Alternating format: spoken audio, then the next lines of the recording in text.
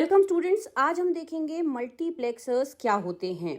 Multiplexer एक ऐसा combinational circuit है जो जिसके पास एक आउटपुट होता है और बहुत सारे इनपुट्स होते हैं, बहुत सारी इनपुट डेटा लाइंस होती हैं। अब कौन सी इनपुट डेटा लाइन आपके आउटपुट पर जाएगी, ये डिसीजन लेने का काम सिलेक्शन लाइंस करती हैं। यानी कि किसी भी मल्टीप्लेक्सर में तीन चीज़ें पाई जाती हैं: इनपुट, आउटपुट और सिलेक्शन लाइंस। सिलेक्शन लाइंस की जो वैल्यू होगी उसके हिसाब से ही इनपुट की डेटा लाइन कनेक्ट होगी आउटपुट से। मल्टीप्लेक्सर्स को रिप्रेजेंट किया जाता है बाय 2 की पावर n to 1 या 2 की पावर n क्रॉस 1 से। 2 की पावर n क्रॉस 1 का मल्टीप्लेक्सर है अगर, उस केस में ये 2 की पावर n रिप्रेजेंट करता है इनपुट लाइंस को। मतलब हमारे पास कितने इनपुट्स हैं। 1 रिप्रेजेंट करता है आउटपुट लाइन को, तो आउटपुट हमेशा एक ही रहना है, इसलिए क्रॉस के बाद हमेशा आपको 1 मिलेगा। इसके बाद ये जो 2 की पावर n में आपने n लिखा है, ये n बताता है नंबर ऑफ सिलेक्शन लाइंस को। तो 2 क्रॉस 1 के मल्टीप्लेक्सर में 2 की पावर n इनपुट लाइंस होंगी, एक आउटपुट होगा और n number of selection lines होंगी।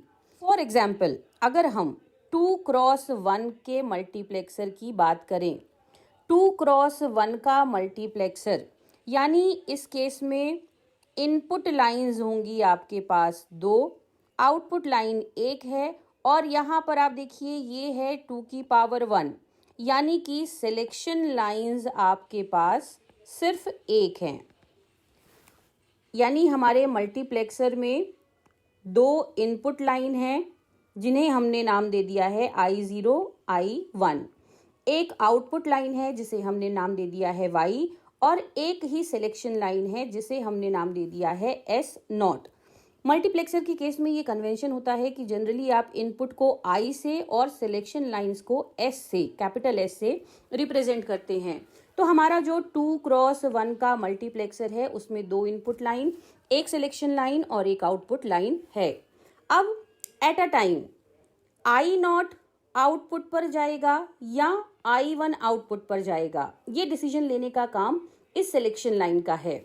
सिलेक्शन लाइन चूंकि 1 है तो इसकी 2 वैल्यूज हो सकती है, या तो 0 या तो 1।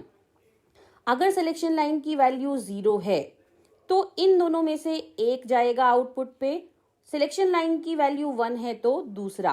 जनरल कन्वेंशन के अनुसार अगर सिलेक्शन लाइन की वैल्यू है 0 तो आउटपुट पे जाएगा पहला इनपुट जिसे हमने I0 कहा है, और अगर सिलेक्शन लाइन की वैल्यू है 1 तो आउटपुट पे जाएगा सेकेंड इनपुट जिसे हमने I1 कहा है।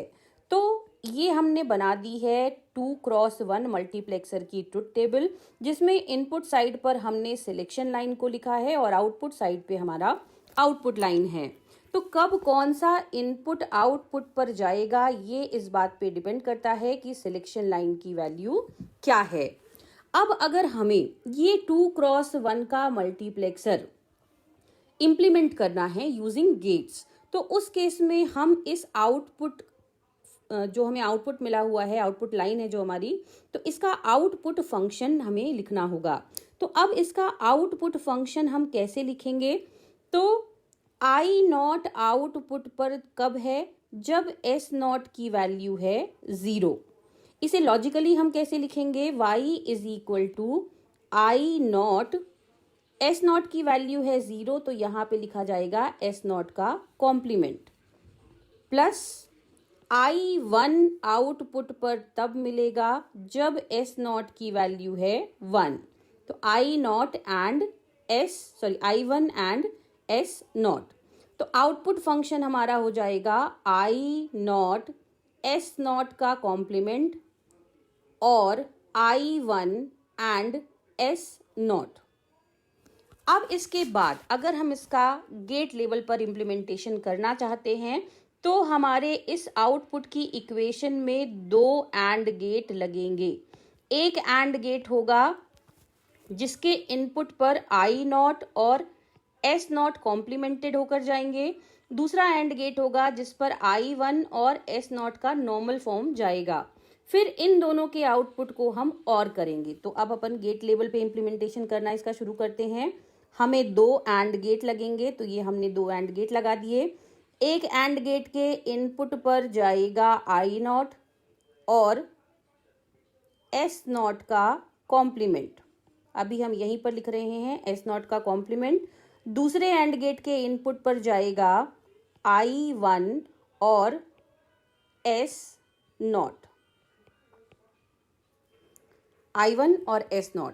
तो अब यहाँ इसके आउटपुट पर हमें मिल जाएगा I0 S0 का कॉम्प्लीमेंट और इसके आउटपुट पर हमें मिल जाएगा I1 S0। अब इन दोनों की हमें करनी है ऑरिंग, क्योंकि इक्वेशन हम देख चुके हैं जो ऊपर हमारी थी। तो अब हम यहाँ पे लगाएंगे एक और गेट जिसे ये दोनों इनपुट हम दे देंगे। तो यहाँ पर जो आउटपुट हमें मिलेगा वो हो जाएगा I0 S0 का कॉम्प्लीमेंट प्लस I1 S0। अब ये जो S0 का कॉम्प्लीमेंट और S0 है तो हम अलग से एक लाइन ले सकते हैं। यहाँ पर